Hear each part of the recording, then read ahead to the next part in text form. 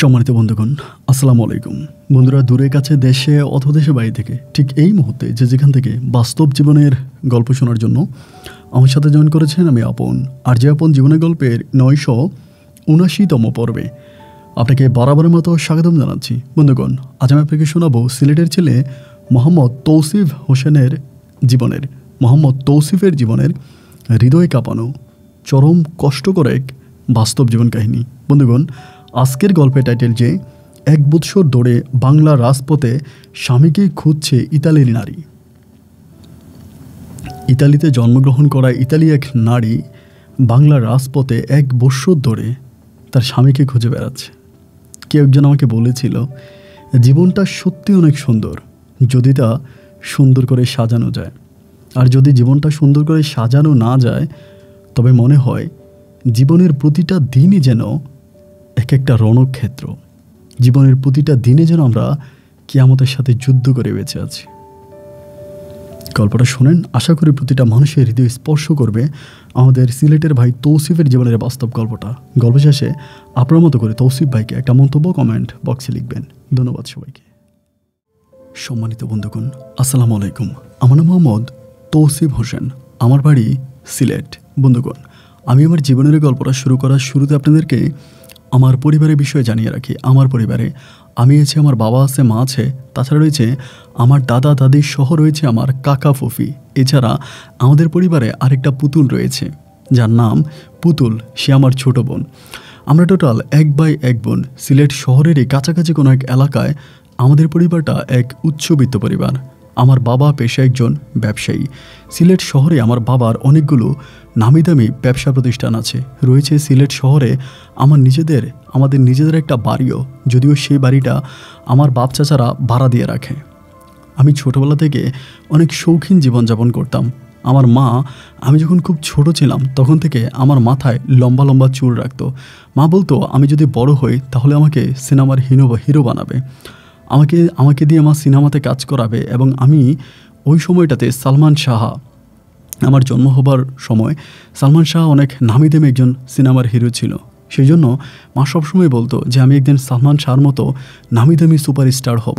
বাংলার ঘরে ঘরে আমার ছবি থাকবে, বাংলার যুবক ছেলেরা আমাকে অনুসরণ করবে, আমাকে অনুকরণ করবে। এই বিষয় নিয়ে মা আমাকে নিয়ে খুব বেশি গর্ব করতো। আমার মাথায় লম্বা লম্বা চুল রাখতো, খুবই স্টাইল করা। ছোটোবেলা থেকেই খুবই স্টাইলনেস্ট কাপড় চোপড় মা আমাকে পরাতো। এমন করে আমার শৈশবের দিনগুলো কাটে। মায়ের আদর ভালোবাসায় আমার মাও দেখতে অনেক বেশি সুন্দর ছিল এবং খুবই মডার্ন একজন মহিলা। খুবই সুন্দর জামা কাপড় পরতো, নিজেকে সবসময় পরিপাটি করে সাজিয়ে রাখতো। শৈশবের গণ্ডি পার হয়ে আমি তখন স্কুলে পড়াশোনা করি। আমি স্কুলে পড়াশোনা করা অবস্থায় শুধু আমাদের স্কুলের শিক্ষক, আমার স্কুলের ছাত্রীরা নয়, আমাদের স্কুলের এক ম্যাডামও আমাকে খুব পছন্দ করতো। এবং ম্যাডাম আমাকে প্রাইভেট পড়ানোর সুযোগ নিয়ে ম্যাডামের ঘরে আমাকে আটকায় রাখতো, আমাকে এটা ওটা খেতে দিত। এবং ম্যাডাম আমার সাথে অনেক প্রেম ভালোবাসা করার চেষ্টাও করেছে। আমি ম্যাডামের নামটা নাই বলি, ইনি আমাদের স্কুলের খুবই সুনামধন্য সুন্দরী একজন ম্যাডাম। তো যাই হোক, এই বিষয়গুলো আমাকে খুব বেশি অবাক করতো। আর আমার আসলে সত্যিকার অর্থে কোনো মেয়েকে ভালো লাগতো না, এবং আমার তেমন কোনো ভালো বন্ধুও ছিল না। আমার একজনই বন্ধু ছিল যার সাথে আমি ছোটোবেলা থেকে বড় হই। আমরা একই এলাকার ছেলে। আমার বন্ধুর নাম হচ্ছে সজীব। আমার এই সজীব বন্ধুটা দেখতে শুনতে খুব বেশি একটা ভালো না, মানে ওর চেহারাটা কালো এবং ও দেখতে অনেকটাই খাটো। তো আমি যখন ওর সাথে চলাফেরা করি সবাই বলে, মানে সজীবের বাবা মা বলতো যাতে সজীব আমার সাথে চলাফেরা না করে। বলে যে তৌসিফ দেখতে এত সুন্দর, এত লম্বা, এত হ্যান্ডসাম, অথচ তুই কেমন জানি, তুই তৌসিফের সাথে চলাফেরা করিস না। এ বলে সজীবকে আমার সাথে চলাফেরা করতে দিত না। তো আমি দুষ্টমি করে সজীবের মারে বলতাম যে আন্টি, যখন সজীবকে দেখতে আসবে, মানে বিয়ে করার জন্য, আমাকে তখন দেখাইয়েন। এরপরে সজীব বিয়ে করবে, সমস্যা নাই, প্রয়োজন আমি 2টা বিয়ে করে একটা সজীবকে দিয়ে দিব। এরকম করে আন্টির সাথে অনেক দুষ্টামি করতাম, খুবই দুষ্টামি করতাম। যাই কেমন করে আমরা আস্তে আস্তে করে বড় হই। তো সজীব একটু ভিন্ন টাইপের ছেলে ছিল। ও পড়াশোনা অনেক মেধাবী ছিল, কিন্তু বেশিরভাগ সময় একটু গম্ভীর ভাব নিয়ে থাকতো। কারোর সাথে খুব বেশি একটা কথা বলতো না, কেমন জানি একটু নীরব সময় কাটাতো। একদিন আমার ওই নীরব বন্ধুটা হঠাৎ করে আমাকে বলতেছে, আমাদের স্কুলেই পড়ে একটা মেয়ে, যে আমাদের 1 বছরের জুনিয়র, যার নাম হচ্ছে তুলি মেয়েটাকে আমার বন্ধু নাকি খুব পছন্দ করে। আমাকে বললো যে দেখ তৌসিফ, তুলি মেয়েটাকে আমার খুব ভালো লাগে, আমি ওর সাথে একটা সম্পর্ক তৈরি করতে চাই এবং তুই আমাকে একটু হেল্প করবি। তো আমি তখন তার কথায় খুব অবাক হয়ে গেলাম যে আমি কিভাবে হেল্প করব। তো আমি তখন মেয়েটাকে দেখলাম এবং দেখার পর দেখলাম যে হ্যাঁ, মেয়েটাও দেখতে মাশাআল্লাহ অনেক সুন্দরী আছে, বাট আমাদের 1 বছরের জুনিয়র। তো এখন আসলে সজীব প্রস্তাব দিলে মেয়ে রাজি হবে কি না এটা হচ্ছে বড় বিষয়, কারণ মেয়েটা দেখতে অনেকটাই কিউট। যাই হোক, এরকম করতে করতে সজীব মেয়েকে প্রস্তাব দিতে দিতে আমাদের এসএসসি পরীক্ষার সময় চলে আসে এবং আমি তখন বললাম যে বন্ধু তুই এসএসসি পরীক্ষা দে এবং এসএসসি পরীক্ষার পরে আমি তোমরা কথা দিলাম যে করে হোক ওই মেয়ের সাথে আমি তোরে প্রেম করাই দিব, প্রয়োজনে এই মেয়েকেই তোকে বিয়ে করাবো, কিন্তু তুই মনোযোগ দিয়ে পড়াশোনা কর, এসএসসি পাসটা কর। এমন করে আমি তখন সজীবকে বুঝাই এবং সজীবও খুব ভালো করে পড়াশোনা করে। এক পর্যায়ে সজীব আর আমরা দুজনে এসএসসি পরীক্ষা দিই, রেজাল্টের জন্য অপেক্ষা করি।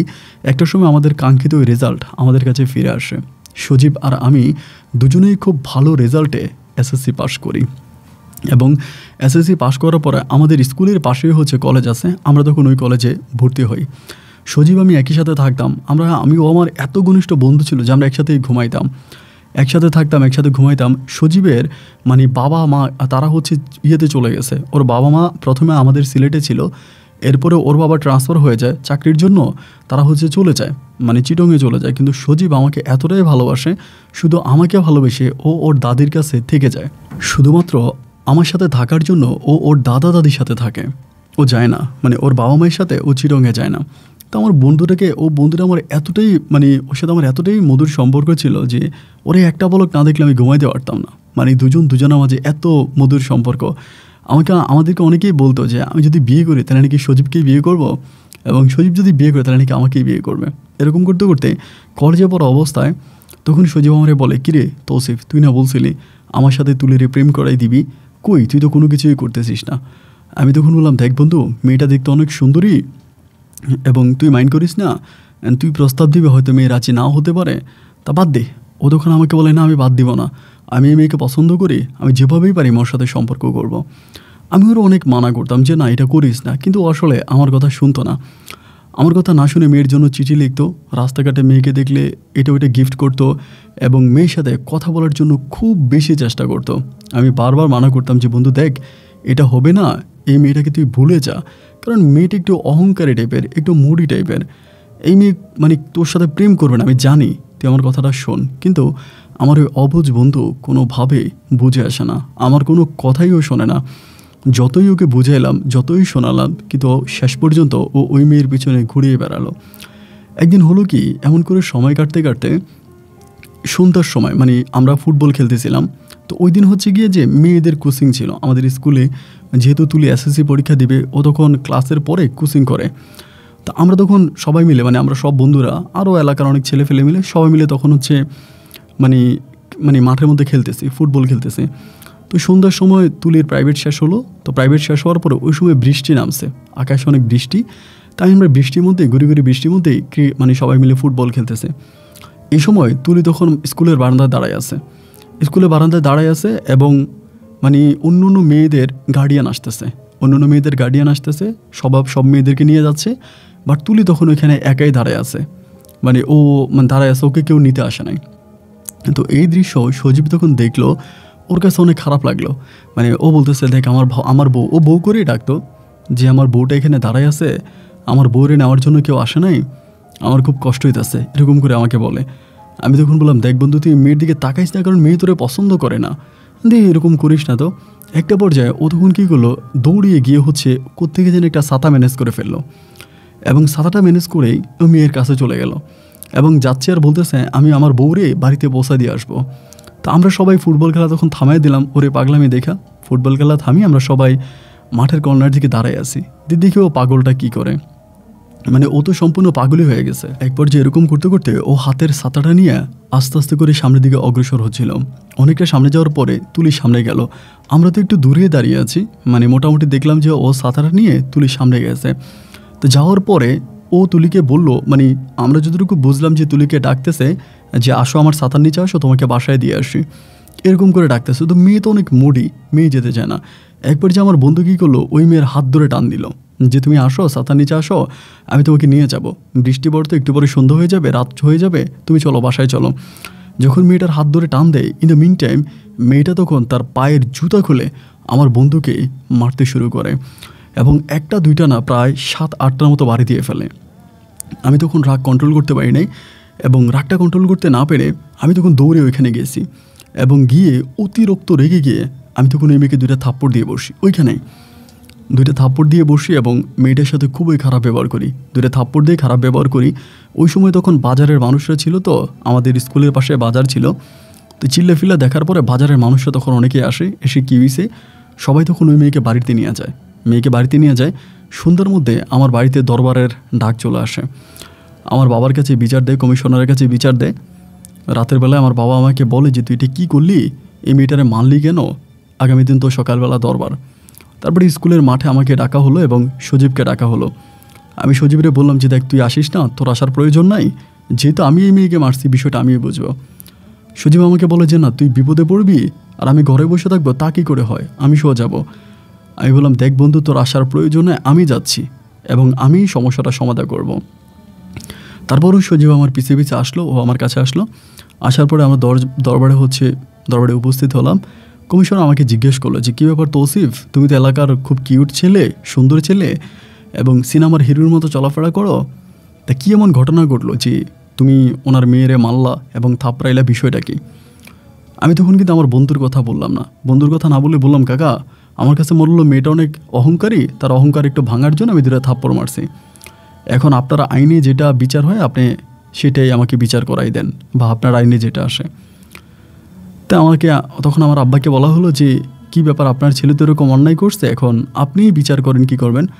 আমার আব্বা তখন কমিশনারকে বলতেছে আপনি যেহেতু আসছেন বিচার আপনিই করেন এবং আপনি যে বিচার করবেন আমি সেই বিচারে মাথা পেতে নিব।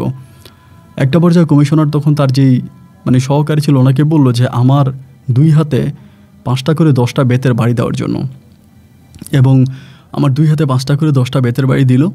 দেওয়ার পরে আমি তখন এখান থেকে খুব রাগ এবং ক্ষোভ নিয়ে দরবার থেকে তখন চলে গেলাম। যাওয়ার পরে কিন্তু এই মেয়ের উপরে আমার ক্ষোভ রয়ে গেল যে তুই আমার বন্ধুরে জুতা দিয়া মারলি এবং আমারে বেতের আঘাত খাওয়াইলি, আমি তো তোরে ছাড়বো না।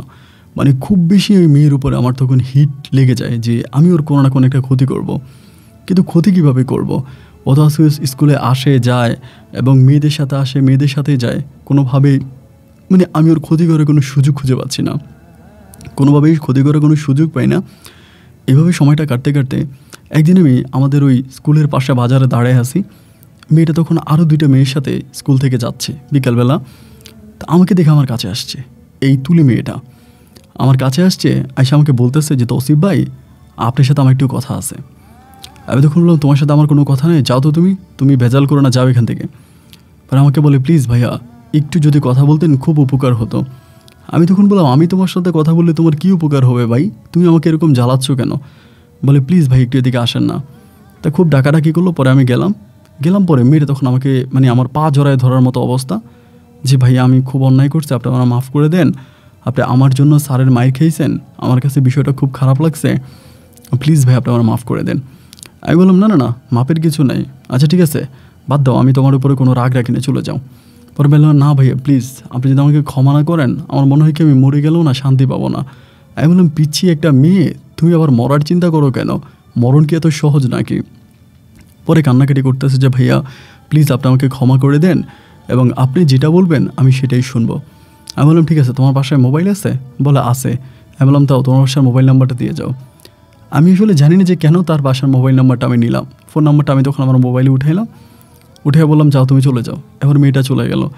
আমি হঠাৎ করে চিন্তা করি যে ফোন নাম্বারটা কেন নিলাম, এই মেয়ে তো আমার শত্রু, আমার দুশ্মন, এখন আমার দুশ্মন মেয়ের ফোন নাম্বার আমি নিলাম কেন, এটা আমি নিজেও বুঝতেছি না। যাই হোক ফোন নাম্বারটা নিলাম, ফোন নাম্বারটা রেখে দিলাম এবং ফোন নাম্বার রেখে দেওয়ার পরে মেয়ে তখন তার মতো করে চলে গেল। রাতের বেলায় আমার কিন্তু ওর উপরে প্রতিশোধের নেশায় কিন্তু আমি পুরো মাতোয়ারা যে আমি ওর উপরে চরম প্রতিশোধ দিব, আমি ওকে ছাড়বো না। ও যেহেতু আমার এত বড় ক্ষতি করছে আমাকে কোনোভাবেই ছাড়বো না। ও আমাকে মাইর খাওয়াইছে, আমার বন্ধুরে জুতা দিয়ে পিটাইছে। রাতের বেলায় হঠাৎ করে আমার মাথায় একটা আইডিয়া চলে আসলো।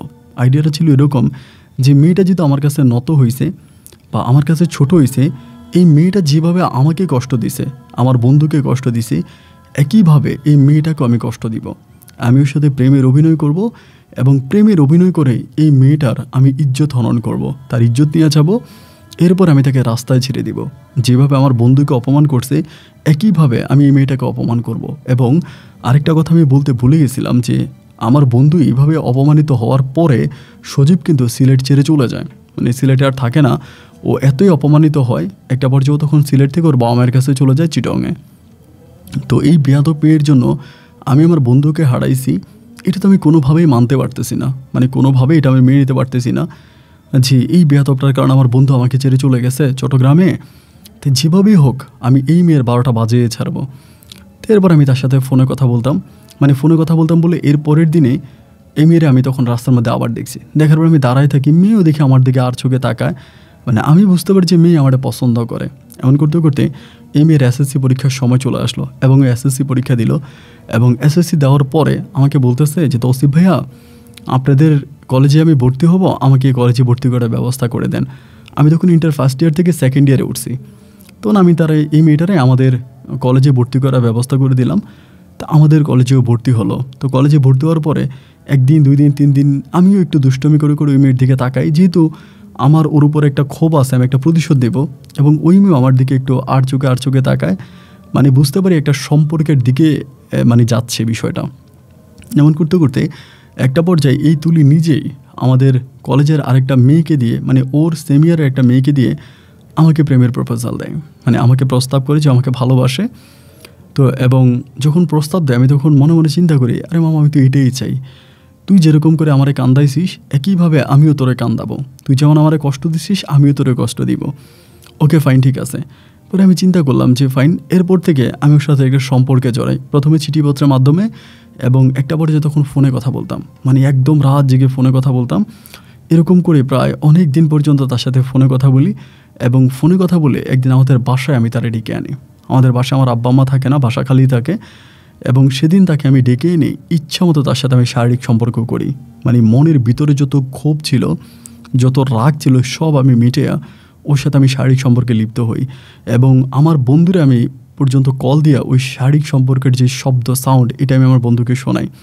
আমার বন্ধু আমাকে বলে যে এসব করিস না, বাদ দে, ছোট মানুষ, মাফ করে দে।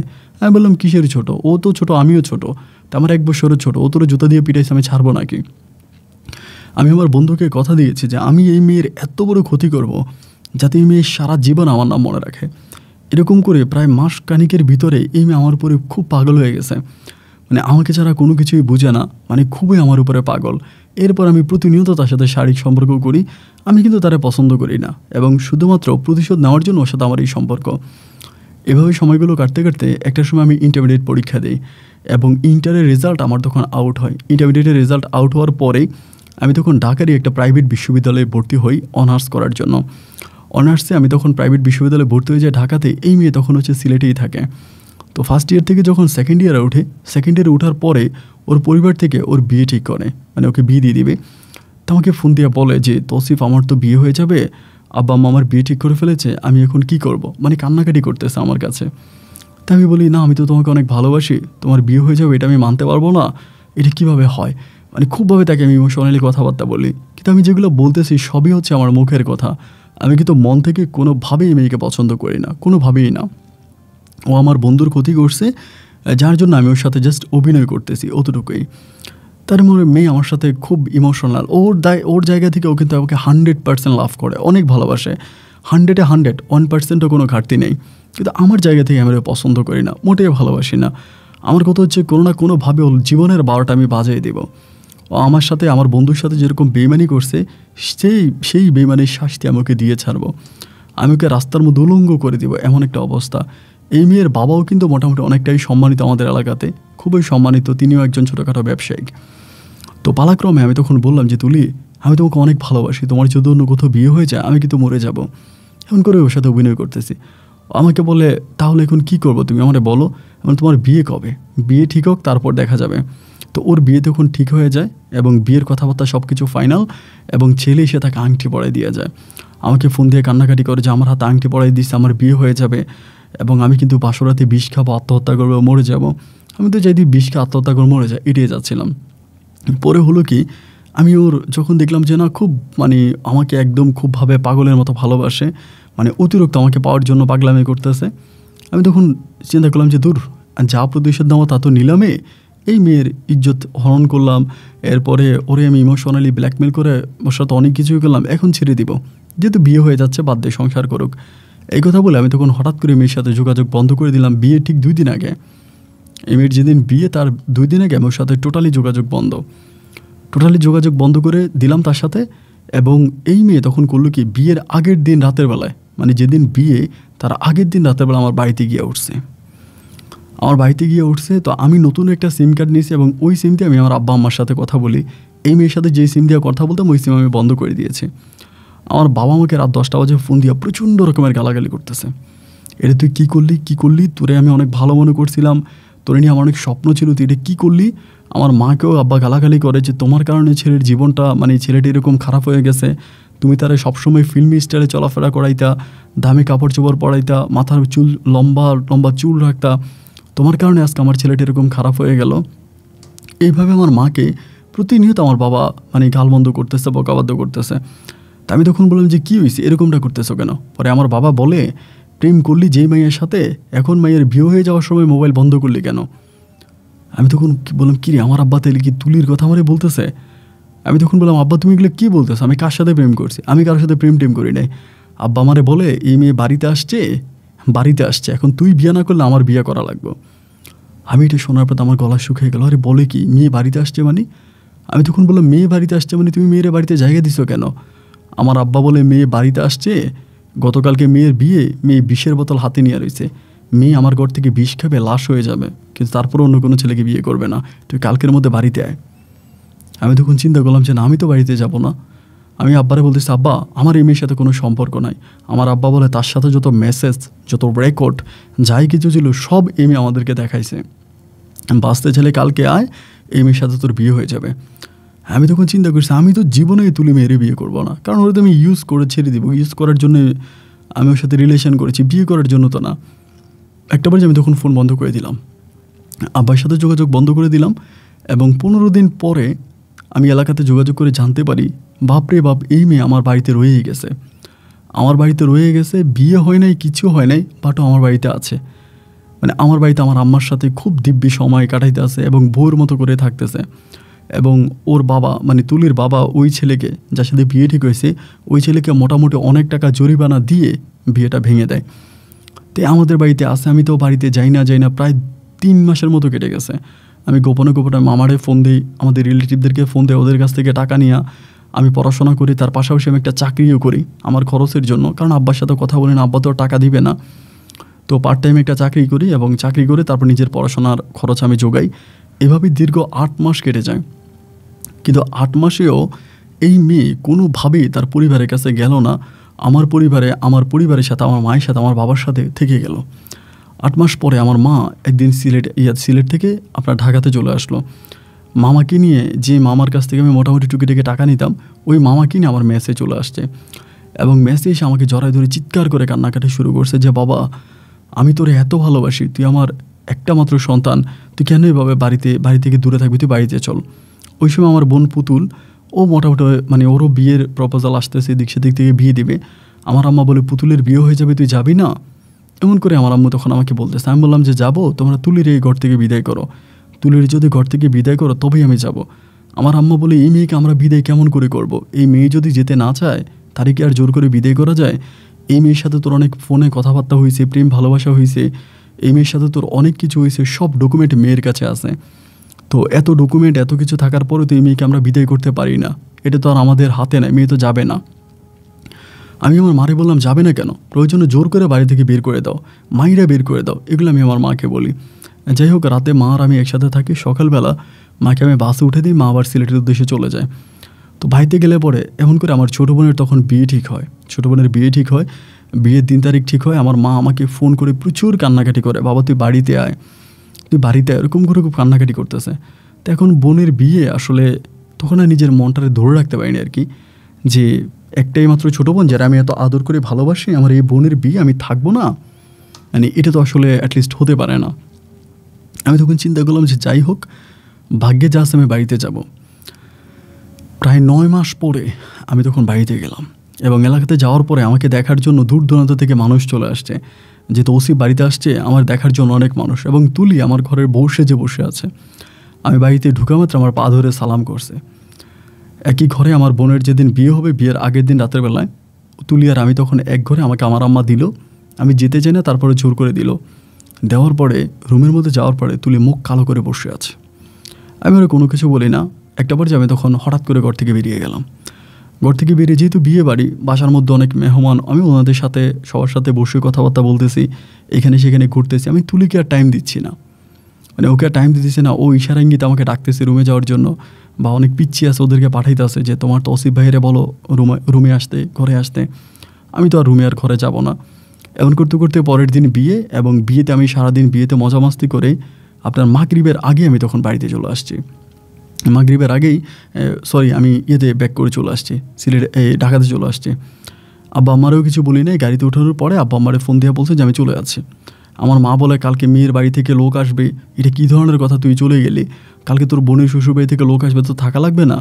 আমি বললাম যে তুমি সবারই বলবো যে আমার পরীক্ষা আছে, আমার এক্সাম চলতেছে, এই জন্য আমি চলে আসছি। এই বলে আম্মারে মিথ্যা আব্বারে ভুলভাল ভুলে যে আমি তখন বাড়িতে চলে আসছি, মানে সিলেটে চলে আসছি, মানে ঢাকাতে চলে আসছি। তো ঢাকাতে আমি আসি এভাবে, বাট আমার আব্বা আম্মা খুবভাবে মানসিকভাবে কষ্ট পাচ্ছে। এবং এই বিষয়টা একটা পর্যায়ে, এমন একটা পর্যায়ে চলে গেল যে সবার মুখে মুখে এই কথাটা, সবাই বিষয়টা নিয়ে খারাপ মন্তব্য করতেছে, খারাপভাবে দেখতেছে যে আমি বিয়ে করি নাই, তারপরে সে আমার ঘরে বসে আছে। এবং তুলিও একটা সময় খুব মানে ডিপ্রেশনে পড়ে গেছে আর কি, যে তাকে আমি বাসায় নিয়ে যাচ্ছি না, ঘরে নিয়ে যাচ্ছি না, রাখতেছি না। এই বিষয়গুলোতে সেও মানসিকভাবে অনেক বেশি কষ্ট পাচ্ছে। পরে চিন্তা করলাম যে কী করা যায়, মানে নিজের মাথায় তো কোনো বুদ্ধিশুদ্ধি আসতেছে না যে কীভাবে কী করবো বা কীভাবে কী করা যায়, কোনো আইডিয়া, কোনো বুদ্ধি, কোনো কিছুই মাথায় আসে না। একটা পর্যায়ে ভাবলাম যে ভাগ্যে যা আছে তাই হবে, নিজের ভাগ্যের উপরে ছেড়ে দিব, আমি ওই মেয়ের সাথে সংসার করব। মানে আর কি করবো আসলে, বাধ্য হয়ে পরিশেষে আমি তখন বাড়িতে গেলাম। বাড়িতে গিয়ে ওর সাথে আমি এক রাত থাকলাম, এবং সেটা তো ওর সাথে আমার শারীরিক সম্পর্ক, স্বামী স্ত্রীর সম্পর্ক হলো, যেটা তো আসলে আমার জন্য নতুন কিছু না, এর আগে অনেকবার হয়েছে। তো আমি তো ওর মতো করে ওর সাথে থেকেই গেছি। এরকম করে একদিন, 2 দিন, 3 দিন থাকতে থাকতে কেমন জানি আমার ভিতরে একটা বোরিংনেস কাজ করতেছে। ধরেন বিশ্ববিদ্যালয়ে সব ছেলেদের সাথে পড়াশোনা করে, ওরা কেউ বিয়ে করে নাই, আমি বিবাহিত, মেরিড, এবং কিছুদিনের পরেই ও প্রেগনেন্ট হয়ে গেল, মানে তুলি প্রেগনেন্ট হয়ে গেল, ও বাচ্চা নেবে, কয়েকদিন পর আমি বাচ্চার বাবা হব। মানে কেমন জানি আসলে নিজের ভিতরে জিনিসগুলো নিতে পারতেছিলাম না, যে পড়াশোনার পাশাপাশি এই তুলিকে আমার কাছে একটা বোঝার মতো মনে হচ্ছিল, যেটা আমার লাইফে একটা মানে খারাপ দিক, ব্যাড একটা দিক, এটা মনে হলো। পরে ভাবলাম যে এই দেশে থাকবো না, এই দেশ থেকে চলে যাব, দেশের বাইরে চলে যাব, পড়াশোনাও করবো না। মানে পড়াশোনার প্রতিও তখন এক ধরনের মন মানসিকতা উঠে গেছে। তাই এই বয়সে বাবা হয়ে যাচ্ছি, এটা তো আসলে কখনো পরিকল্পনাই ছিল না, এখন বাবা হয়ে যাব, তো ঠিক আছে, যা আছে তাই হবে। আমি তখন দেশের বাইরে যাওয়ার জন্য আলোচনা করতেছি। এমন করতে করতে আমার এক বন্ধুর সাথে আমার তখন সম্পর্ক হয়। ও ইন্টারমিডিয়েট পাস করার পরে ইতালিতে চলে যায়। ইতালিতে যায় পরে আমি চিন্তা করলাম যে যা আছে ভাগ্যে তাই আমি ইতালিতে চলে যাব। পরে কাগজপত্র জমা টমা দিলাম। আমার আব্বা বলে, ইতালি কেন যাবে, তোর ইতালি যাওয়ার দরকার কি, তুই পড়াশোনা কর, পড়াশোনা শেষ কর, সংসার কর, মানে ইতালি যেতে হবে কেন? মানে আমার আব্বা আম্মার কথা হচ্ছে তারা তো বউ পাইছে, তুলিও মোটামুটি দেখতে শুনতে ভালো এবং খুবই মানে ঘরোয়া মেয়ে। আমার আব্বা আমার কথা হচ্ছে চলবে, তা আমার কথা হচ্ছে আমি তো ওর সাথে সংসার করবো না, যত যাই হোক আমি বিয়ে আরেকটা করবো, আমি ওর সাথে থাকবো না। পরে আব্বারে বললাম যে আব্বা আমার পড়াশোনায় কোনো কনসাল্ট হচ্ছে না, ভালো লাগতেছে না, আমি দেশের বাইরে গেলে হয়তো ভালো কিছু করতে পারবো, তো আমি ইতালি চলে যাব। আব্বা আমাকে বলে পরদেশে গিয়ে কিছু করা যায় না। এরপরও মামাদেরকে ধরলাম, মামারা তখন আমার আব্বারে বুঝাইলো যে ঠিক আছে বাইকনার তার জীবনে যেহেতু এরকম একটা অ্যাক্সিডেন্ট ঘটে গেছে, বিদেশে চলে যাক, বিদেশে গেলে হয়তো ভালো থাকবে। এই বলে তখন সবার সাথে কথাবার্তা বলে সব কিছু ঠিকঠাক করে আমাকে তখন বিদেশে পাঠিয়ে দিবে, মানে ইতালি পাঠিয়ে দিবে। পরে আমি ইতালি চলে যাব, সব কিছু ঠিকঠাক করলাম এবং কাগজপত্র ডকুমেন্ট সব কিছু ঠিক করে আমি তখন ইতালিতে চলে যাব। এবং আমার যেদিন ইতালির ফ্লাইট, এর আগের দিন আমার একটা মেয়ে সন্তান হয়। মানে আমার আব্বা বলতেছে যে তোর একটা কন্যা হয়েছে, তো কয়টা দিন থেকে যা, মানে তোর বাবুটারে নিয়ে কয়টা দিন থেকে যা, তোর তো যেতে হবে, এরকম কোনো কথা নাই যে তোর ফ্যামিলি চালাইতে হবে বিদেশে গিয়ে ইনকাম করে, এমন তো কথা না। এবার মেয়েটারে জাস্ট দেখছি এক নজর, আমার বউর সাথে শুয়ে আছে অতটুকুই, এরপরে আমি চলে গেছি। এটা আসলে ওই সময়টাতে আমার ভিতরে এটা যে আমার মেয়ে বা এটা যে আমার বউ, এই ফিলগুলো আমার ভিতরে আসতো না। মানে আমার তো আসলে তুলিরই ভালো লাগতো না, মেয়ে তো পরে, যেখানে বউ ভালো লাগে না সেখানে বাচ্চা ভালো লাগবে কেমন করে। পরে ইতালি চলে গেলাম। ইতালি যাওয়ার পরে আমিও তুলির সাথে কথাবার্তা বলি না। ইতালি গিয়ে আমি ইতালিতে থাকতেছি এবং একটা রেস্টুরেন্টে আমি তখন জব করি এবং রেস্টুরেন্টে জব করতেছি, রেস্টুরেন্টে চলাফেরা করতেছি এবং ইতালিতে যাওয়ার পরেও মোটামুটি আমি খুবই হ্যান্ডসামলি চলাফেরা করতাম, ভালো ভালো পোশাক আশাক পরতাম, মার্কেটে ঘুরতাম। এমন করতে করতে ইতালিয়ান একটা মেয়ে যার নাম হচ্ছে জিফার নামের একটা মেয়ের সাথে আমার তখন ইতালিতে একটা সম্পর্ক হয়। সম্পর্ক হয় বলতে লাইক ফ্রেন্ডলি সম্পর্ক হয়, একটা বন্ধুত্বপূর্ণ সম্পর্ক। ও ইতালিতে বর্ন হওয়া একটা মেয়ে, তো ওর সাথে আমি কথাবার্তা বলি এবং ও আমাকে ফ্রেন্ডলি অনেক পছন্দ করে, বিকজ আমার ড্রেস আপ, চলাফেরা সব কিছু মিলে ও আমাকে বলে যে আমি নাকি বাঙালি না, মানে কি আমেরিকান এরকম বলে। এবং আমি সবসময় চুল বিভিন্ন ধরনের কালার করে রাখতাম, মানে চুলে অনেক কালার করতাম, চুল অনেক লম্বা রাখতাম, মাথায় চুল অনেক লম্বা রাখতাম, হাতের মধ্যে অনেক স্টাইলনেস, ব্রেসলাইট এটা ওইটা বা ওয়াচ পরতাম, আর সবসময় নিজেকে খুব পরিপাটি করে রাখতাম আর কি। তুমি এটা আমাকে পছন্দ করে এবং পছন্দ করার পরে তার ফ্রেন্ড সার্কেল এদিকে ওইদিকে সব জায়গায় আমাকে নিয়ে যায়, সবার সাথে আমার একটা ভালো সম্পর্ক করায় দেয়, আমি সবার সাথে চলাফেরা করে কথাবার্তা বলি। এরকম করতে করতে এই মেয়েটার সাথে আমার, এই জিফারের সাথে আমার একটা ভালো লাগার সম্পর্ক শুরু হয়ে যায়। এবং যখন ও কিন্তু খ্রিস্টিয়ান ছিল, মানে খ্রিস্টান ধর্মাবলম্বী ছিল, তো একটা ভালো লাগার সম্পর্ক যখন তৈরি হয় এবং এই ভালো লাগার সম্পর্কটা থেকে আমরা জাস্ট রিলেশনে পৌঁছায় যাই। এটা 2 বছরের মধ্যে, 2 থেকে আড়াই বছরের মধ্যে একটা রিলেশনে পৌঁছায় যায়। এবং রিলেশনে পৌঁছানোর পরে ও আমাদের ইসলাম ধর্ম নিয়ে ওর অনেক কৌতূহল, মানে ইসলাম ধর্মের বিষয়, ইসলাম ধর্মের রীতিনীতি এগুলোর প্রতি ওর অনেক কৌতূহল, অনেক জানার ইচ্ছা। তো আমি ইসলাম ধর্ম সম্বন্ধকে বোঝাই যে শান্তির ধর্ম, ভালো ধর্ম, এই বিষয়গুলো আমাকে বোঝায়। এবং এগুলোতে একটা পর্যায়ে সে হঠাৎ করে খ্রিস্টান থেকে ইসলাম ধর্মে চলে আসতে চায়, মানে আমাকে বলে যে আমি মুসলিম হতে চাই এবং আমাকে তুমি মুসলিম বানাও, এরকমভাবে আমাকে রিকোয়েস্ট করে। তো ইতালিতে আমি তখন একটা হুজুরের মাধ্যমে ওকে ধর্মীয়ভাবে কাগজপত্র সব কিছু ঠিকঠাক করে আমি তখন ওকে মুসলিম বানাই। এবং মুসলিম বানানোর পরপরই হচ্ছে ওই সময়টাতে আপনার কোরবানির ঈদ আসে, তখন সবাই হজ করার জন্য সৌদি আরবে যায়। এখন এই জিফার হঠাৎ করে আমাকে বলতেছে যে তৌসিফ আমি সৌদি আরবে যাবো তোমার সাথে, আমরা হজ করব। এবং হজের ভিডিও সে দেখেছে, তার ফোনে অনেক ভিডিও আছে। তো দেন এগুলো দেখে সে উদ্বুদ্ধ হয়েছে, সে আমার সাথে হজে যাবে, সে ইতালি যাবে, ইয়াতে যাবে, সৌদি যাবে। ওই সময় কিন্তু আমার গ্রিন কার্ড হয়ে গেছে, আমার কাগজপত্র প্রায় মোটামুটি সব হয়ে গেছে। আমি তখন ওরে বললাম যে এটার প্রয়োজন নাই, তুমি তোমার জায়গা থেকে সৃষ্টিকর্তাকে ডাকো, তুমি সৌদি আরব গিয়ে যে ডাকলে যেমনি আল্লাহ শুনবে, তুমি ইতালি থেকে ডাকলেও আল্লাহ শুনতে পাবে। সো এটা কিছু ম্যাটার করে না, তুমি এখানেই থেকে আল্লাহকে ডাকো। ও বলে যে না আমি যাবো, আমার অনেক ইচ্ছা, আমি যাবো, তুমি আমাকে নিয়ে যাবো, মানে খুবভাবে আমাকে ধরছে। তো আমি তখন বললাম এভাবে তো যাওয়া যাবে না, এবং আমরা একটা যুবক যুবতী, আমরা রিলেশনে আছি, ইটস ফাইন, বাট সৌদি আরবে যেতে হলে তো আমাদেরকে একটা সম্পর্কে যেতে হবে, দেন আমরা যাব। ও তখন বলে কী সম্পর্ক? আমি বললাম আমাদেরকে বিয়ে করতে হবে। আমাকে বললাম বিয়ে করব? হ্যাঁ অফকোর্স করবো, সমস্যা নেই, বিয়ে করব। তা আমি তখন বললাম যে বিয়ে করবো অ্যান্ড সিরিয়াসলি? ও বলে হ্যাঁ সিরিয়াসলি, তুমি যদি বলো আমি তোকে বিয়ে করবো, বাট আমি আমার ফ্যামিলিকে কিছু জানাবো না, আমার ফ্যামিলিকে আমি কোনো কিছু জানাবো না, বাট আমি বিয়ে করব, তুমি যদি বলো আমি তোমাকে বিয়ে করব। পরে আমি চিন্তা করলাম যে মেয়েটা আমাকে এত ভালোবাসে, মানে আমাকে যার ও পৃথিবীর কোনো কিছুই বোঝে না, ওর কাছে পুরো পৃথিবীটাই অন্ধকার যদি আমি না থাকি, এত পরিমাণ আমাকে ভালোবাসে। তো চিন্তা করলাম যে আমি আমার বাকি জীবনটা জিফারের সাথে কাটাবো, আমি আর আমার বাংলাদেশে যাবো না, তুলির কাছে থাকবো না, এবং আমি আমার পরিবারে আমার আব্বা আম্মাকে আমি চেষ্টা করবো ইতালিতে নিয়ে আসার জন্য। যদিও তারা আসবে না, বাট আমার জায়গায় আমি ট্রাই করবো তাদেরকে নিয়ে আসার জন্য, কিন্তু আমি বাংলাদেশে যাব না।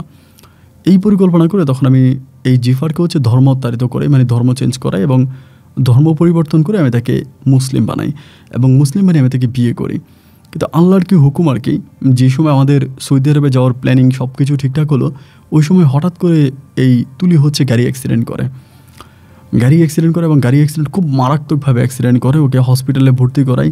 দীর্ঘ 3 মাস কিন্তু ও মানে হসপিটালে ভর্তি ছিল 3 মাস যাবৎ। তা আমি সবসময় ওকে খুব যত্ন করতাম, ওই হসপিটালে যেতাম, ওকে টেক কেয়ার করতাম অ্যাজ আ হাজব্যান্ড হিসাবে। তো আমরা কিন্তু বিয়েটা যে করেছি, আমরা কোনো ডকুমেন্ট কিন্তু করি নাই, জাস্ট একটা হুজুর ডেকে বিয়ে করেছি ওভাবে। কারণ জিফারের বাবা মা খুব ডিয়ারিং, মানে জিফারের বাবা কিন্তু ওখানকার প্রশাসন ছিল, পুলিশ ছিল। তো ও বলে যে আমার বাবা যদি বিষয়গুলো জানতে পারে হয়তো ঝামেলা করবে বা তোমার হয়তো প্রবলেম করতে পারে, যেহেতু তুমি বাংলাদেশি।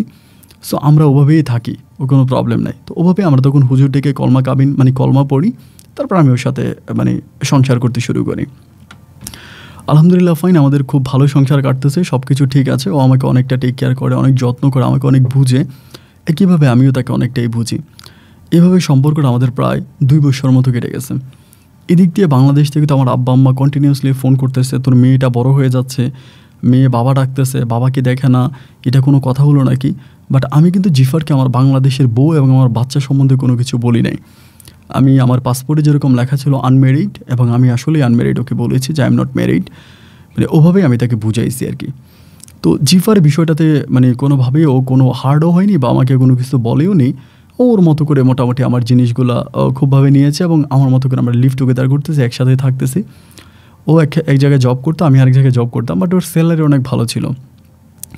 এরকমভাবে সময়গুলো কাটতেছে। তো মেয়েটা ফোন করে আব্বু আব্বু বলে কান্নাকাটি করে, আর আম্মু আমার মা আমাকে বলতেছে যে তোর মেয়েটা তোকে নিয়ে কান্নাকাটি করতেছে, তুই দেশে আয়, মেয়েটারে আদর কর, মেয়েটারে কোলে নে, এগুলো বলে। বাট আমার কথা হচ্ছে আমি যাব না, আমি বাংলাদেশে যাব না, যাবই না, এরকম করে আমি তখন পড়ে আছি। আর এদিক দিয়ে আপনার যেই মানে জিফার আমাকে এতটাই পছন্দ করে, মানে আমি চলে গেলেও মরে যাবে এমন একটা অবস্থা। তারপরেও দীর্ঘ 3 বছর আমি ওর সাথে ছিলাম। 3 বছর থাকার পরে আমি তখন জিফারে বললাম যে আমার মায়ের জন্য খুব কষ্ট হচ্ছে, আমি বাংলাদেশে যাব আমার মাকে দেখার জন্য, মানে আমার মাকে আমি দেখতে যাব। এরকম একটা অবস্থার মধ্যে পড়ে আমি তখন মানে ওদের সাথে সব কিছু আলোচনা করে দেন আমি তখন বাংলাদেশে মানে জিফারের সাথে কথাবার্তা বলে আমি তখন বাংলাদেশে গেলাম। জাস্ট 2 and 3 মান্থের মতো থাকবো, 2-3 মাসের মতো থাকবো, থেকে চলে আসবো। এয়ারপোর্ট থেকে বাড়িতে গেলাম। বাড়িতে যাওয়ার পরে আমার মেয়ে তখন অনেকটাই বড় হয়ে গেছে, অনেক বড় হয়ে গেছে, এবং আমি মানে খুবভাবে আমাকে জড়ায় ধরছে, আমাকে খুব আদর করতেছে, মানে খুবই কিউট, মানে খুবই ভালো লাগলো আর কি আমার মেয়ে। তো ভালো লাগার পরেও আমি তো আসলে যে কোনোভাবেই হোক তুলিকে ছেড়ে দেবো, তুলির সাথে সংসার করবো না। পরে বাড়িতে গেছি এবং আমার যে বউ জিফার আছে ও বাংলাদেশে আসতে চায়, ও আমাকে বলে আমি বাংলাদেশে যাবো, বাংলাদেশের কালচার, বাংলাদেশের পিপল আর আমার কাছে অনেক ভালো লাগে, সো আমি বাংলাদেশে আসবো। এরকমভাবেও বাংলাদেশে আসার জন্য আমাকে সবসময় আমাকে ফোনের মাধ্যমে বলে যে আমি বাংলাদেশে যেতে চাই, বাংলাদেশে আসবো, খুবভাবে আমাকে রিকোয়েস্ট করে। তো আমি তখন বাংলাদেশে আসার পরে চিন্তা করতেছি যে আমি তুলিকে কি করব, কোনোভাবেই তো আমাকে সরাইতে পারতেছি না, এবং যে কোনোভাবেই হোক আমি মানে তুলিকে এখান থেকে সরাই ফেলবো, মানে তুলিকে আমি এখান থেকে সরাই দিব, যেমনি হোক আমি তুলিকে রাখবো না। তো এই যেমনি হোক রাখবো নাটা কি, তখন আমার কাছে মনে হলো মানে খুবই খারাপ একটা স্টেপ তখন আমার মাথায় চলে আসে। আমি জানি না যে সময়টা কেন আমার কাছে এরকম মনে হয় যে আমাকে খুন করে ফেলবো, মানে আমি ওকে মেরে ফেলবো, এরকম একটা প্ল্যানিং তখন আমার মাথার মধ্যে চলে আসলো যে আমি ওকে মেরে ফেলবো, এরকম একটা চিন্তাভাবনা আমি তখন করতেছিলাম। তো এরকম একটা চিন্তাভাবনা করার পরে আমি একদিন করলাম কি, তুলি আর আমি যে ঘরে ঘুমাইতাম, তো সেই ঘরের মধ্যে একদিন আমি পরিকল্পনা করলাম যে আমি রাতের বেলা আগুন লাগাই দিব। রাতের বেলা আমি আগুন লাগাই দিব, যে তুলি যে ঘরে থাকে ওই ঘরের মধ্যে আমি আগুন লাগাই দিব, এবং যেভাবে হোক ওই ঘুমের মধ্যে থাকবে আমি আগুন লাগাই দিব, এবং আগুন লাগাই দিয়ে আমি আমার তুলিরে পুড়ে ফেলবো। ওরে পুড়ে ফেললে পরে আমি জিফারে আমার বাড়িতে নিয়ে আসবো, এরকম একটা পরিকল্পনা আমার মাথায় তখন আসছে। তো ওরে যে আমি আগুন লাগাবো, পুড়বো, কীভাবে পুড়বো এটা বুঝতে পারতেছিলাম না। এভাবে অনেকগুলো দিন তখন কেটে গেল, অনেকগুলো দিন কাটলো, প্রায় 8-10 দিনের মতো কাটলো। বাট সুযোগ করতেছি যে কীভাবে ওকে পড়া যায়, মানে কীভাবে ওকে পড়তে পারবো। একদিন আমি সন্ধ্যার পরে প্রায় রাত আপনার 10:30 থেকে 11টার দিকে, ওই দিন আমি বাজার থেকে, মানে আমাদের এলাকায় বাজার ছিল, বাজার থেকে আসছি। আসার পরে দেখলাম আমাদের একটা বৈঠক ঘর আছে, মানে বৈঠকখানা ঘর বলে, ওই বৈঠক ঘরটা তুলি পরিষ্কার করতেছে। জানালা দিয়ে আমি তুলিয়ে দেখলাম, দেখার পর দেখলাম যে ও বৈঠকখানা ঘরটা পরিষ্কার করে। আমার ভিতর তখন ঢুকলো যে আমি এই সুযোগে বাইরে দিয়ে তালাটা মেরে দেবো, বাইরে দিয়ে তালা মেরে আগুন লাগাই দিব, ওইখানে পুরো মরে যাবে, এবং ও মরে গেলে পরে ভাবে যে কোনো সময় আগুন লেগে গেছে, যে কোনোভাবে আগুন যে আর আমি লাগাইছি এটা তো কেউ আর বুঝতে পারবে না। মানে গাঞ্চা করি সব মানে বুদ্ধি আমার মাথায় ওই সময় চলে আসে। আমি জানি না যে মানে আমি কেন এতটা হাইফার হয়ে যায়, মানে আমার কথা হচ্ছে যে কোনোভাবেই হোক আমার তুলিরে মেরে ফেলতে হবে, তুলিকে আমি বাঁচিয়ে রাখতে পারবো না। এর আগেও অনেকভাবে ওকে মারার আমি চেষ্টা করেছিলাম, কিন্তু আসলে মারতে পারিনি। তো সেদিন যখন ও দেখলাম ঘরের মধ্যে কাজ করতেছে, আমি তখন আসতে গিয়ে দরজার মধ্যে তালা মেরে দিছি, বাড়ি থেকে দরজা তালা মেরে দিছি, এবং আমার রুমে পেট্রোল ছিল বাইকে চালানোর জন্য। আমি আমাদের এখান থেকে মানে আপনার এই পাম্প একটু দূরেই ছিল, যার জন্য আমি বাইকের তেল ভরে নিয়ে আসতাম পেট্রোল। আমি দেখলাম যে পেট্রোল ঢেলে আমি আমাদের ঘরে কোণা আগুন লাগাই দিলাম। তো তখন শীতকাল ছিল, মোটামুটি আগুন ধরতে একটু মানে কষ্টও ছিল, বাট আগুন ধরে গেল, এবং আগুন ধরে গিয়ে ওই দরজা মানে ওই ঘরটা কাঠের ঘর ছিল, চারপাশে দরজা জানালা যা কিছু সব কিছু কাঠের ছিল, বৈঠক করতো। ওইখানে মাঝে মাঝে আমাদের মেহমান অতিথিরা আসলে বসতো, আলাদা বাড়ির সামনে একটা দরজা ছিল, ঘর ছিল, ওইখানে বসে কথাবার্তা বলতো। আগুন লাগাই দিলাম, তখন ধাউ ধাউ করে মুহূর্তের মধ্যে আগুন চারপাশ দিয়ে জ্বলে উঠছে। তখন আমার মেয়েটা আমার কোলে, এবং একটা পর্যায়ে আমি তখন জানালার দিকে হঠাৎ করে তাকিয়ে দেখলাম যে তুলিও দৌড়দৌড়ি করতেছে, মানে এবং তুলির সাথে আরেকটা মানুষ দৌড়দৌড়ি করতেছে। পাশের ঘর থেকে আব্বা তখন দৌড়িয়ে বেরিয়ে আসছে, আয়সা বলতেছে আয় হায় ফায়ার সার্ভিসে কল দে, ফায়ার সার্ভিসে কল দে, তোর মাও তো পুড়ে যাবে, তোর বউ তো পুড়ে যাবে। যখন বলে মা পুড়ে যাবে, আমি তখন বললাম মা পুড়ে যাবে মানে? বলে হ্যাঁ তোর মাও তো ঘরের ভিতরে। ভাই তখন আমার আর কলিচার মধ্যে পানি নেই, কিরে আমি তো দেখলাম তুলি কাজ করতেছে, তাই আম্মা কোথায় ছিল? আম্মাকে তো আমি দেখি নাই, এবং আম্মা তো ওই ঘরে যাওয়ার প্রশ্ন আসে না। আমার আম্মার পায়ে ব্যথা, আমার আম্মা তো ঘর থেকে বেরোয় না, তাহলে আম্মা তুলির সাথে ওই ঘরে গেল কীভাবে? আমি তখন জানালা দিয়ে, তখন কিন্তু মানে ভিতরে প্রচণ্ড আগুন চলতেছে, আমি তখন জানালা দিয়ে তাকে দেখি যে একইভাবে হচ্ছে আমার আম্মা অজ্ঞান হয়ে পড়ে আছে এবং তুলি দৌড়াদৌড়ি করতেছে। আমি তখন এই দরজা ভাঙার জন্য খুবভাবে চেষ্টা করতেছি, দরজাটা ভাঙার জন্য চেষ্টা করতেছি, এবং এইভাবে দরজা ভাঙতে গিয়ে একবার দুবার তিনবার লাথি মারতেছি, দরজা ভাঙতেছে না, কারণ কাঠের দরজা তো অনেক পুরনো দরজা। তখন পিছন থেকে আপনার শাবল দিয়ে মাইরা আপনার যে কাঠ ভাঙলাম, কাঠ ভাঙার পর আমি ভিতরে ঢুকছি, এবং কাঠ ভাঙার পরে ভিতরে ঢুকছি, জাস্ট আমার এটুকুনই মনে আছে, ভিতরে ঢুকার পরে হঠাৎ করে আমার চোখের মুখের ভিতরে একটা আগুনের ঝাপসা লাগে, সামথিং কিছু একটা সম্ভবত উপর থেকে পড়ে, এবং এইটা আমার চোখের সামনে এমনভাবে পড়ে জায়গার মধ্যে আমি সেন্সলেস হয়ে যাই, মানে জায়গার মধ্যে আমি অজ্ঞান হয়ে যাই। এবং আমি যখন অজ্ঞান হয়ে যাই তখন মোটামুটি সবাই তখন আমার পিছন থেকে প্রায় অনেকে ঢুকতেছে, আমি এরকম বুঝতে পারি, বাট আমার জ্ঞান হারাই ফেলি, আমার আর জ্ঞান নাই।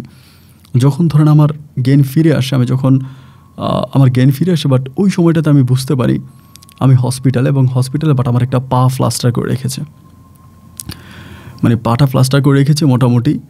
বাট এই যেই জিনিসটা আমাকে সবচেয়ে বেশি কষ্ট দেয়, আমার পাটা প্লাস্টার করে, আমি আমার আব্বাকে জিজ্ঞেস করেছি আব্বা আমার মা কোথায়? বলে হ্যাঁ তোর মা ভালো আছে, তোর মা ভালো আছে। আমি তখন বললাম যে মা ভালো আছে, আমার মা কোথায়? বলে বাড়িতেই আছে, কিন্তু তোর বউয়ের অবস্থা খারাপ। আমি তখন বললাম কী হয়েছে ওর? বলে ওর মুখের এক সাইড পুড়ে গেছে, এই হসপিটালে আছে। আমি তখন বললাম মুখের এক সাইড পুড়ে গেছে? বলে হ্যাঁ মুখের এক সাইড পুড়ে গেছে, এই তোর বউয়ের। তো আমি বললাম যে যাই হোক, তারপর ওখান থেকে আমি মোটামুটি সুস্থ হলাম। তো সুস্থ হয়ে হসপিটালে আসার আগেই আমার আব্বার মাধ্যমে আমি জানতে পারি, এবং আমাদের এলাকার আরও লোকজন ছিল, এই ঘটনায় অনেকেই আহত হয়, যার মাধ্যমে জানতে পারি আমি যখন ওই রুমের আমি যখন ঘটনার মধ্যে ঢুকি, এবং ঢুকার পরে আমি ওই সেন্সলেস হয়েছে, আমার মুখের মধ্যে কী যেন একটা জিনিস এসে পরে, আমি জানি না যে আমি হঠাৎ করে অজ্ঞানটা কেন হয়ে গেলাম, আর আমার স্বাস্থ্য ওই সময় অনেকটা বেড়ে গেছিলো, তো যার জন্য আমি নিজের ইয়েটা ধরে রাখতে মানে অজ্ঞান হয়ে যাই। এবং অজ্ঞান হয়ে গেলে পরে আর এদিক দিয়ে সবাই তখন দরজা ভেঙে ফেলে, এক পাশের দরজা ভাঙে, তো আমি যে পিছনের দরজা দিয়ে ঢুকছি এটা সম্ভবত কেউ বুঝতে পারে নাই, এটা আমার কাছে ধারণা আর কি, যে কেউ বুঝতে পারে না আমি পিছনের দরজা দিয়ে বা পিছন দিকে যে ভাঙে ঢুকছি।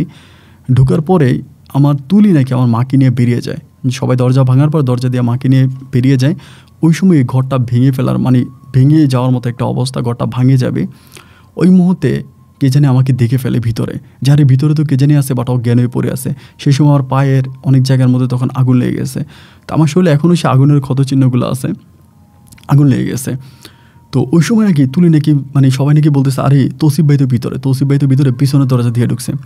ওই সময় ঘরটা ভেঙে পড়ার মতো একটা অবস্থা, ঘর ভেঙে যাবে, বাট কেউ নাকি ঢুকতে সাহস পায় না ঘরের মধ্যে, যে ঘর যে কোনো সময় ভেঙে পড়তে পারে, বাট আমি ভিতরে আছি, ফায়ার সার্ভিসের লোক ওই সময় আসে নাই। পরে তুলি নাকি সবাইকে ধাক্কা দিয়ে ও নিজের জীবন বাজি রেখে ও তখন ভিতরে ঢুকছে, এবং ভিতরে ঢুকেও আমাকে কোনোভাবেই টেনে হেস্টে বের করে আনছে, এবং আমাকে বের করার পরে ঘরটা ভেঙে পড়ছে, মানে আমাকে জাস্ট কয়েকজনের হাতে তুলে দিছে, মানুষটা টাইনে বের করতেছে, এবং মানুষ টেনে বের হয়েছে, তুলিও বের হবে, ওই সময় ঘরটা ভেঙে পড়ছে, এবং ওই ঘরটা ভেঙে পড়াতে তুলির মুখের উপরে মানে তুলির ঘরটা ভেঙে তুলির মুখের উপরে ও তখন মানে আপনার যে পোড়া যে কাঠগুলো ছিল কাঠের মধ্যে ওর মুখটা পড়ে, এবং মুখের একটা সাইড পুরো পুড়ে যায়। তো সেখান থেকে ওকে ধরাধরি করে নিয়ে যায় নাকি হসপিটালে। সবার মুখ থেকে যেটা জানতে পারি, শুধুমাত্র আমাকে বাঁচানোর জন্য এবং আমার মাকে আর আমাকে শুধুমাত্র তুলি বাঁচিয়েছে। আমি যখন ভিতরে ঢুকেছি, আমি যখন সেন্সলেস হয়ে গেছি, এবং ওই সময় কেউ, আমার বাবা পর্যন্ত ছিল, আমার বাবাও ঢোকার সাহস পায়নি, আমাদের এলাকাতে অনেক যুবক ছেলে ছিল, অনেকেই ছিল, সবাই তখন বলতেছে যে কোনো সময় ঘরটা ভেঙে পড়বে, তাই এখন তো ঘরের ভিতরে ঢুকা যাবে না, কারণ ঢুকলে ঘর ভেঙে ফেলে মারা যাবে, কেউ ঢুকতেছে না। ঠিক শুধুমাত্র তুলি তার জীবনের সর্বোচ্চ রিস্ক নিয়ে এই ঘর থেকে আমাকে বাঁচিয়েছে, একইভাবে আমার আম্মাকে বাঁচিয়েছে। আমার পায়ের অনেকটা অংশ প্রায় পুড়ে যায় ওই সময়। পরে এই ঘটনার পরে তুলির প্রতি আমার এক অন্যরকম মায়া জন্মে যায়, মানে অন্যরকম একটা মায়া জন্মে যায়। তাই আমার জন্য মেয়েটা এইভাবে রিস্ক নিয়ে আমাকে বাঁচাইছে, এই কথাগুলো হয়তো আমি ওভাবে বলতে পারি নাই, কিন্তু আমাদের এলাকার যে লোকগুলো আছে তারা বিষয়টা আমাকে যেভাবে বুঝিয়েছে হয়তো আমি ওভাবে বলতে পারি নাই। কিন্তু সে সময় তুলির ভূমিকাটা ছিল একেবারে ক্রিস ছবির ঋত্বিক রোশনের মতো। ওই ভূমিকাও আমাকে ওখান থেকে রক্ষা করেছে। যাই হোক, আমি মুক্ত হলাম সেখান থেকে এবং কয়েকদিন পরে আলহামদুলিল্লাহ সুস্থ হলাম। সুস্থ হওয়ার পরে আমি এদিক দিয়ে জিফারের সাথে যোগাযোগ করি, কারণ জিফারেতে খুব টেনশানে পড়ে যায়। দীর্ঘদিন আমার ফোন বন্ধ, যোগাযোগ নাই। পরে জিফারের সাথে পুনরায় যোগাযোগ করে কথাবার্তা বলি যে আমি অ্যাক্সিডেন্ট হয়েছি এবং আমি খুবই অসুস্থ। তো খুবই টেনশান করে, আমি তোমাকে সেভ করবো, তুমি চলে আসো বা আমি আসবো কি না এটা আমাকে বললে। আমি বললাম না, তোমার আসার প্রয়োজন নাই, তোমার আসতে হবে না, অ্যান্ড আই হোপ আমি ঠিক হয়ে যাব। এরকমভাবে আমি ওকে বুঝাই। তো বাড়িতে আসার পরে ওর মুখটা অনেকটাই প্লাস্টার করা, তুলির মুখটা, ওর মুখের দিকে তাকাই। মানে ও আমাকে বলে, যেটা আমাকে সবচেয়ে বেশি কষ্ট দিয়েছে, ও আমাকে বলে, তুমি আমাকে এত ভালোবাসো, এটা আমি কখনো বুঝতেই পারি নাই, যে তুমি আমাকে বাঁচানোর জন্য তুমি ঘরের মধ্যে এভাবে ঢুকে গেলা, নিজের জীবনের রিস্ক নিয়া, তুমি যে আমাকে এতটা ভালোবাসো আমি সত্যিই বুঝতে পারি নাই। আমি তখন ওর মুখের দিকে তাকিয়ে থেকে মনে মনে চিন্তা করি, আরে আমি তো আমার মাকে বাঁচানোর জন্য ঘরে ঢুকেছিলাম। ও আমাকে বলে, জানো, যখন তোমাকে ওই ঘরের ভিতরে হঠাৎ করে মানুষ দেখলো, দেখার পর ওই ঘরে কেউ ঢুকে না, সবাই বলে ঘরটা ভেঙে যাবে, ঘরটা যে কোনো সময় ভেঙে যেতে পারে, কেউ ঘরে ঢোকার সাহস পায় না। আমার কাছে মনে হলো কি জানো, আমার দেহটা বাইরে কিন্তু আমার জীবনটা ঘরের মধ্যে পড়ে আছে। আগুনটা যখন আমার রুহের মধ্যে পড়বে, আমার জীবনের মধ্যে পড়বে, তখন তো আমার এই দেহ বেঁচে থেকে কোনো লাভ নাই, যে দেহের মধ্যে জীবন থাকবে না। যার জন্য আমার দেহে জীবন আনার জন্য আমি রিস্ক নিয়ে ওই ঘরে ঢুকে যাই এবং সেখান থেকে তোমাকে আমি রক্ষা করতে পারি, যদিও আমার মুখের অনেকটা অংশ পুড়ে যায়। তুমি তো সবসময় আমাকে বলতা আমাকে তোমার ভালো লাগে না, তুমি আমার সাথে থাকতে চাও না। এখন তো অলরেডি আমার মুখের একটা অংশ পুড়ে গেছে, এখন তো তুমি আমার সাথে এমনিই থাকবা না। তো যাই হোক, আমি এই পোড়া মুখ নিয়ে তোমার মতো সুন্দর একটা মানুষের জীবন নষ্ট করতে চাই না। আমি চলে যাব, তুমি তোমার মতো করে বিয়ে শাদী করে তুমি সংসার করো, তোমার উপর আমার দোয়া থাকবে। এই কথাটা বলে যখন মেয়েটা ঘর থেকে বেরিয়ে যায়, তখন মনে হচ্ছিল আমার কলিজাটা ছিঁড়ে যাচ্ছিল। আমি তখন ওর হাতটা ধরে বসলাম, ধরে বলতেছি, তুমি কোথায় যাচ্ছ? আমিও তো ল্যাংরা, আমারও তো পায়ের অনেকটা অংশ পড়ে গেছে। আমাকে বলে, যাই হোক, তোমারটা হয়তো প্লাস্টার করলে ঠিক হয়ে যাবে, বা এটা তো অনেক বড় কিছু না, আমারটা তো অনেক বড় কিছু। আমি বললাম, যাকে বাঁচানোর জন্য আগুনের ঘরে ঢুকে জীবনের সর্বোচ্চ রিস্কটুকু নিয়ে নিজের জীবনটাকে মৃত্যুর কোলে ঠেলে দিলাম, সে মানুষটাকে একা রেখে যাবা কী করে? তুমি একটু আগে বললা, যখন ঘরে আগুন লেগে গিয়েছিল তোমার কাছে মনে হলো যে তোমার জীবনটা ঘরের মধ্যে আছে আর দেহটা বাইরে আছে, তাহলে আজ এই জীবনটাকে রেখে যে তুমি চলে যাচ্ছ।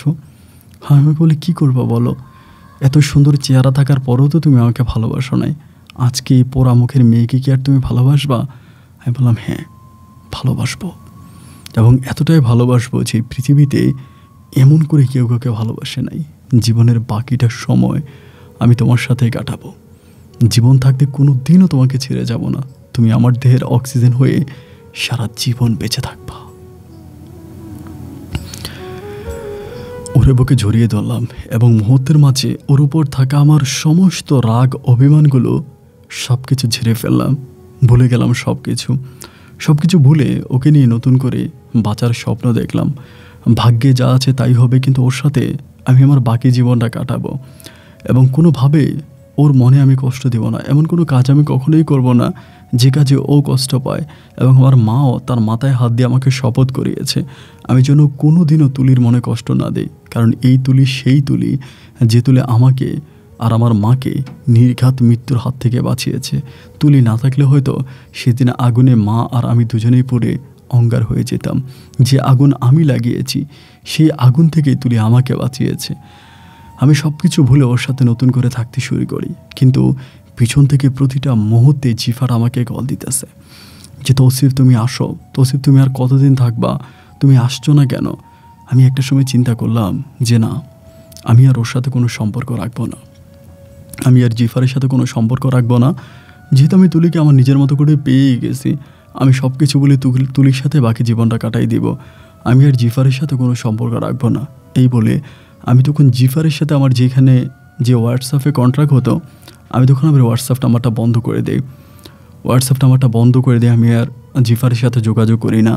কিন্তু যোগাযোগ না করতে করতে জিফার তখন আমি ইমেলে মেসেজ করতো, ইমেলে বলতো আমার নাম্বার বন্ধ কেন, আমার কন্ট্রাক্ট বন্ধ কেন। ও খুব মেসেজ করতো, আমি মেসেজগুলো দেখতাম, কিন্তু ওইসব মেসেজের কোনো রিপ্লাই আমি দিতাম না। ও বারবার মেসেজ করতে করতে একটা সময় আমাকে বলে যে তৌসিফ আমি বাংলাদেশে যাব, I want to meet with you, আমি তোমার সাথে মিট করব, আমি তোমার সাথে দেখা করব, আমি বাংলাদেশে যাব। আমি ওকে মানা করতাম যে নো নিড, কমেন্টে লিখতাম, কিন্তু আমাকে তারপর আপনার ইমেলে লিখতাম, কিন্তু তারপর আমার সাথে দেখা করার জন্য একটা সময় বাংলাদেশে চলে আসে। ও যখন বাংলাদেশে চলে আসে আমার ভিতরে তখন অনেক ভয় ঢুকে যায়, কারণ ও তো ইতালিয়ান একটা মেয়ে, এই যে বাংলাদেশে চলে আসছে এবং ও কী করবে আমি তো বুঝতে পারতেছিলাম না। এবং বাংলাদেশে আসার পরে ও তখন আমাকে এয়ারপোর্টের ছবি ওঠে এটা আমাকে ইমেলে পাঠায় যে আমি বাংলাদেশে আসছি, তুমি কোথায় আছো, আমি তোমার সাথে মিট করব, আমি তোমাকে সাথে করে নিয়ে যাব। আমি বুঝতে পারতেছিলাম না যে আমার কাছে মনে হয় যদি তুলির কাছে জিফারের কথা বলি তুলি মনে হয় খুন হয়ে যাবে, কারণ তুলি আমাকে ওর ভাগটা পৃথিবীর কোনো মেয়েকে দিতে পারবে না। আমি যদিও একটু ইশারা ইঙ্গিত তোকে বোঝাচ্ছিলাম যে যদি এরকম কিছু হয় আমি নতুন একটা বিয়ে করি বা কাউকে নিয়ে আসো, আমাকে বলে তুমি আমাকে ছেড়ে দাও, আমাকে ছেড়ে দিয়ে নতুন কাউকে নিয়ে সংসার করো, কিন্তু আমি তোমাকে ছেড়ে দিয়ে তুমি যখন আমাকে ছেড়ে দিবা তখন আমি পৃথিবী ছেড়ে চলে যাব, কিন্তু আমি বেঁচে থাকা অবস্থায় আমার চোখের সামনে আমার ভালোবাসার মানুষটা অন্য কোনো মেয়ের সাথে ঘুমাবে, অন্য কোনো মেয়ে নিয়ে থাকবে, এটা আমি কখনোই মানতে পারবো না। আমার দ্বারা এটা কোনোভাবেই মেনে নেওয়া সম্ভব না। তোমার যদি এতই কাউকে ভালো লেগে থাকে বা তুমি যদি ইতালির কোনো মেয়েকে পছন্দ করেই থাকো তুমি তার কাছে চলে যাও, বাট আমি পরপারে চলে যাব, আমি এই পৃথিবীতে থাকবো না। আমি জানি তুলি আমাকে এতটাই ভালোবাসে যে আমি যদি কোনো না কোনোভাবে জিফারের সাথে কোনো সম্পর্কে জড়াই বা জিফারকে আমি আমার লাইফে নিয়ে আসি তবে তুলিকে আমি বাঁচাতে পারবো না। জিফার তখন ঢাকায় এসে হোটেল ভাড়া করে এবং কোথায় কোন জায়গায় ও কী করে সব কিছু কিন্তু আমাকে ডে বাই ডে ইমেল করতেছে, বাট আমি কিন্তু কোনো ইমেলে রিপ্লাই করি না। শুধু হোয়াটসঅ্যাপে ওর সাথে আমার লাস্ট কথা এতটুকুই হয়েছিল যে আমি বাংলাদেশে থাকবো এবং আমি বাংলাদেশ থেকে যাব না, আমাদের মাঝে যা কিছু হয়েছে সব কিছুর জন্য তুমি আমাকে ক্ষমা করে দাও এবং তুমি দেখে শুনে একটা বিয়ে করো, তোমার কান্ট্রিতে ইতালিতে একটা বিয়ে করো, বাট তুমি আমাকে ভুলে যাও, আমাকে ক্ষমা করে দাও। কিন্তু আমাকে ক্ষমা না করে আমাকে না ভুলে আমাকে বাংলাদেশ থেকে খুঁজে নেওয়ার জন্য সুদূর ইতালি থেকে ও বাংলাদেশে চলে আসে এবং বিভিন্ন লোকদের সাথে ও কম্প্রোমাইজ করে, কথাবার্তা বলে, আমার ছবি ওর আমার যতটুকু আইডেন্টি ওর কাছে ছিল, যতটুকু আইডেন্টি ছিল ওইগুলো দিয়ে আমাকে খোঁজার জন্য ট্রাই করে। এভাবে বেশ অনেকগুলো দিনও আমাকে খুঁজে বেড়ায়, কিন্তু আমাকে তো আসলে খুঁজে পাবে না। এভাবে ওইভাবে অনেকভাবে খুঁজতেছে, একদিন দুদিন নয়, দীর্ঘ প্রায় 6টা মাসের মতো ও বাংলাদেশে থাকে এবং এই 6টা মাস প্রতিটা দিন ও কখনো এখানে কখনো ওইখানে বিভিন্ন জায়গায় যায়, সেখানকার ভিডিও করে, সেখানকার ছবি তোলে এবং তুলে আমাকে পাঠায় যে দেখো আমি তোমাকে খুঁজতেছি, তুমি কোথায় আছো, একটাবার আমার সাথে মিট করো, দেখা করো।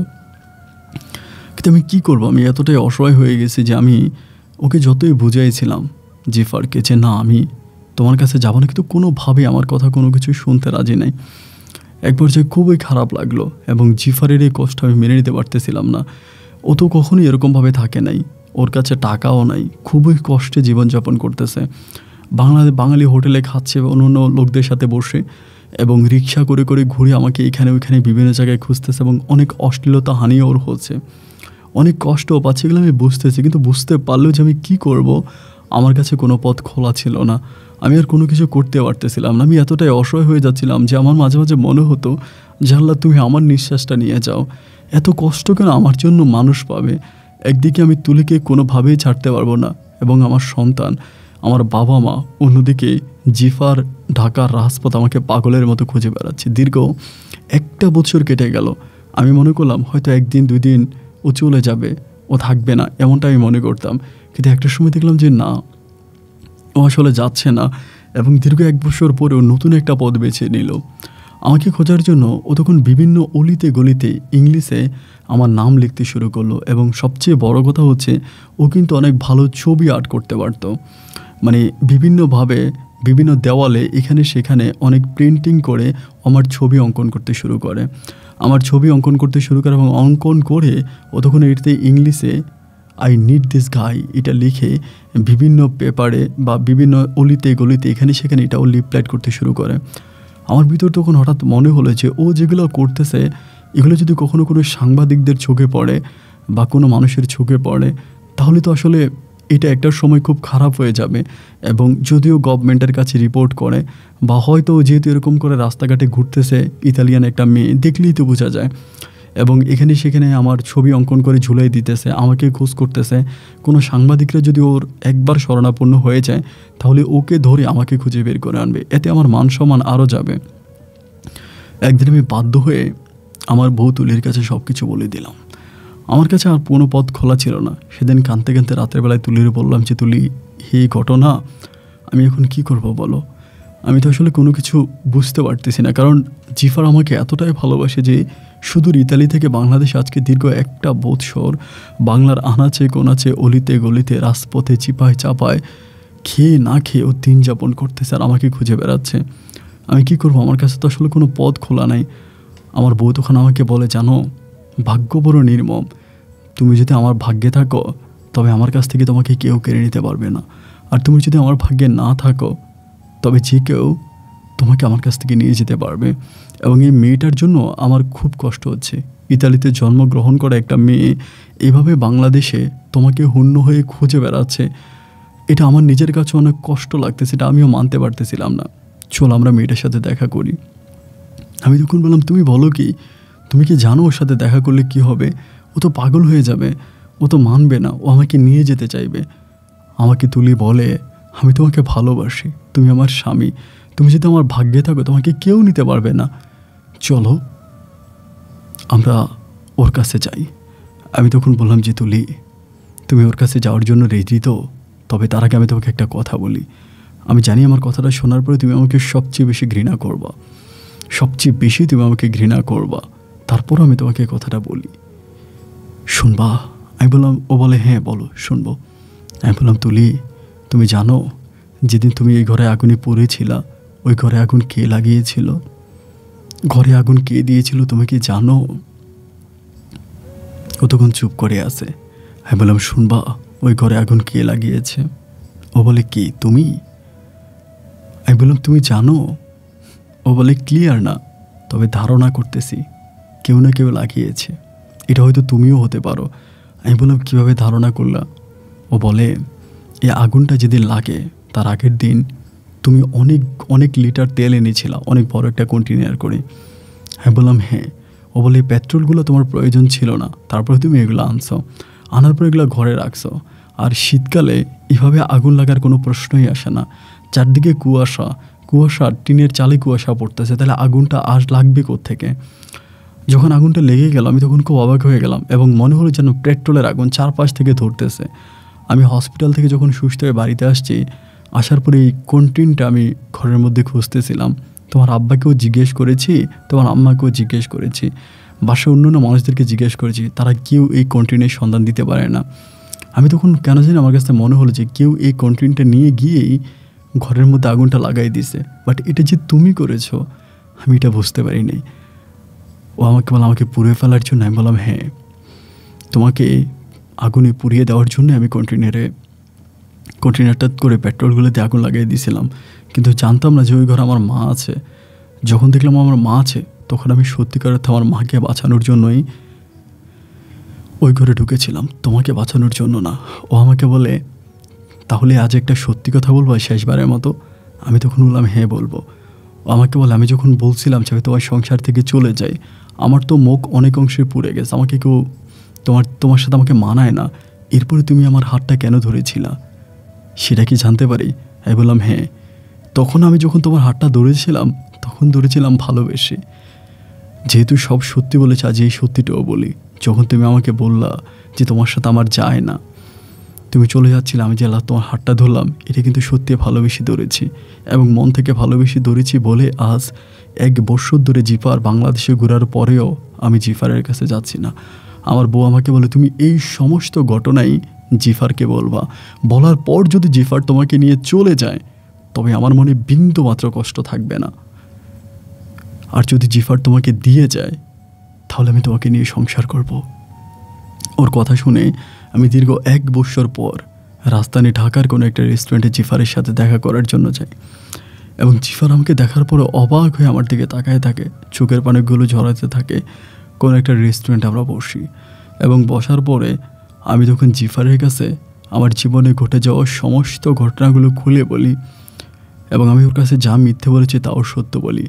লাস্টে বলি যে আমার বউয়ের সাথে আমার এই ঘটনা ঘটেছে, এরপর কি তোমার কাছে মনে হয় যে আমি তোমার সাথে চলে যাওয়াটা উচিত হবে?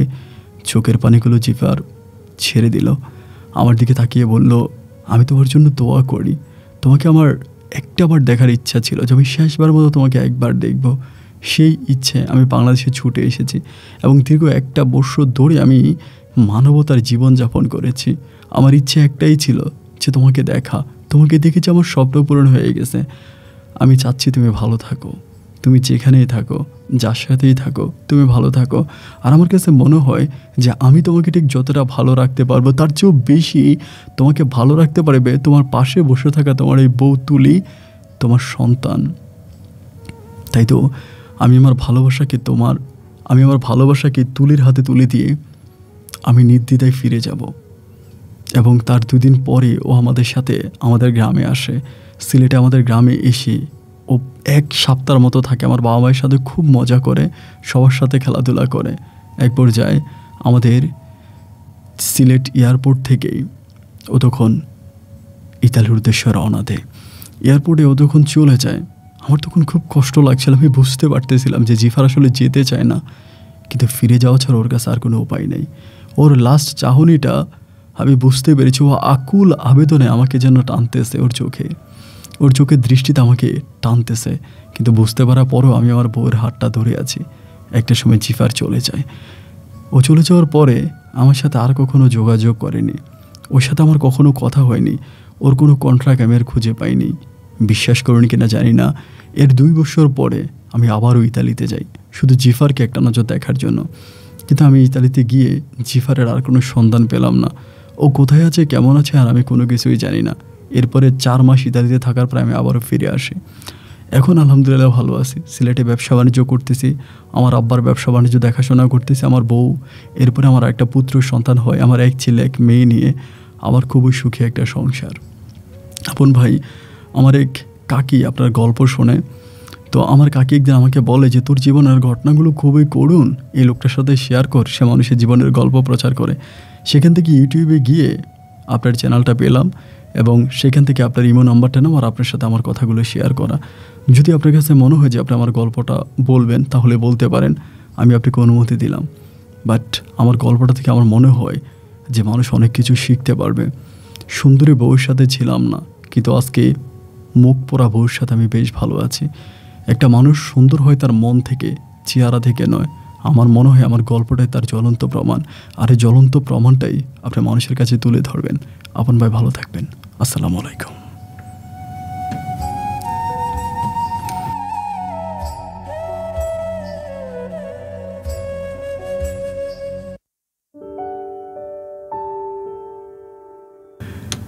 প্রিয় বন্ধুগণ, সবাইকে অনেক বেশি ধন্যবাদ এতক্ষণ পর্যন্ত সিলেটের ভাই তৌসিফের জীবনের বাস্তব গল্পটা আমার মুখে শোনার জন্য। বন্ধুগণ, তৌসিফের গল্পটা কিছুটা আমার কাছে মধ্যের কিছুটা অংশ খুব এলোমেলো লেগেছিল।